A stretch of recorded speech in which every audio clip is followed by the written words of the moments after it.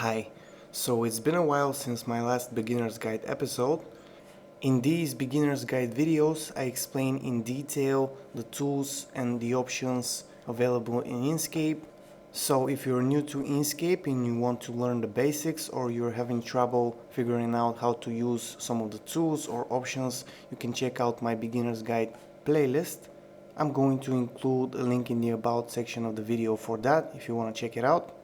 Now, in the previous few videos I was covering the document properties dialog, so I'll go to the file menu and choose document properties, and so far I have covered the page, guides, grids, and now I'm going to continue with the snap options. And actually in this video I'm going to finish discussing this dialog. So let's start with the snap options. These are connected to the snap controls bar options over here.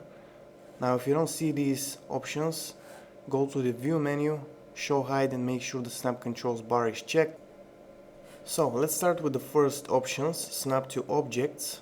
The first one is always snap, and the second one is snap only when closer than, and snap distance is 20 pixels. And to demonstrate how this works, I'm going to create two rectangles.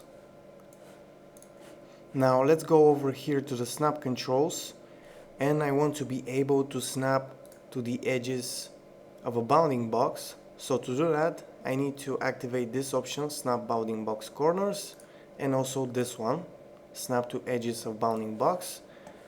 And now if I grab this rectangle with the select and transform tool and move it closer to the other one, you'll see that when the distance is about 20 pixels, I'm going to snap to the edges of the bounding box of the other rectangle.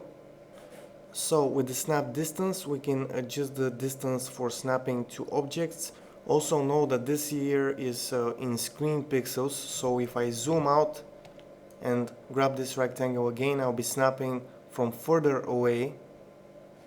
I'm going to zoom in. The other option here is always snap. So if I select it and then grab one of these rectangles, I can drag it all the way here, then release, and it's still going to snap to the other rectangle. Let's change the option back to snap only when closer. And the next options are snap to grids.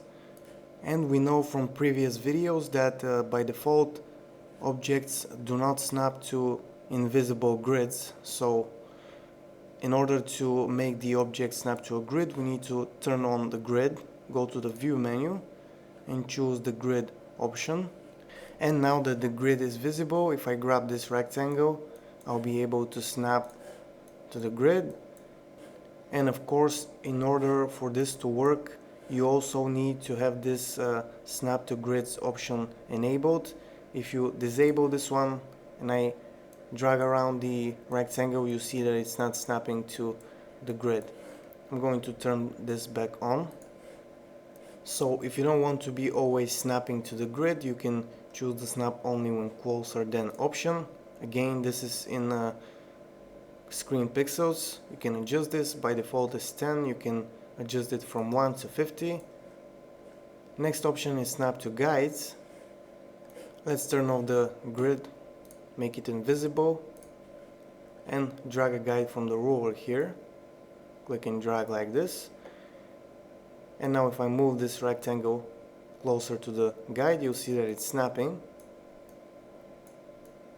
And if I want to always snap to the guides, you can turn on this option and you see how this works. So depending on the project you're working on, snapping, grids and guides can be very useful. Now let's move on to the next tab, color management. Here you can see the link color profiles. Right now I have none linked.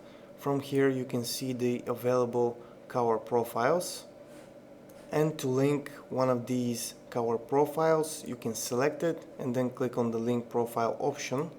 Now, if you want to add another color profile, make it available here, you need to place the color profile file in the correct folder so that Inkscape can read it. I'm going to also start another dialog, the Inkscape global preferences, from over here, and make sure I select the color management option here. I'm going to include a link in the description where you can read more about this and also learn where to place the cover profile files so Inkscape can read them. And this is an advanced topic. I'm not going to get into it in a beginner's guide video, but the link that I'm going to include in the description of the video, actually now is the about section of the video, is going to help you with these options and get you started on Inkscape cover management. And the next tab is also scripting, another advanced topic. I'm not going to get into this at all. If you want to learn more about it, do a Google search on the topic. I'm just not very familiar with writing or adding scripts in Inkscape. So that's it for this episode. I hope that it was useful. If it was, like the video, leave me a comment. If you're new to my tutorials, you can visit my channel for more and subscribe. And for those of you who want to help my tutorials, link is in the about section of the video for my Pledgy campaign, where you can read a little bit about the campaign and donate if you can and if you want to. So that's it for this one. Bye for now.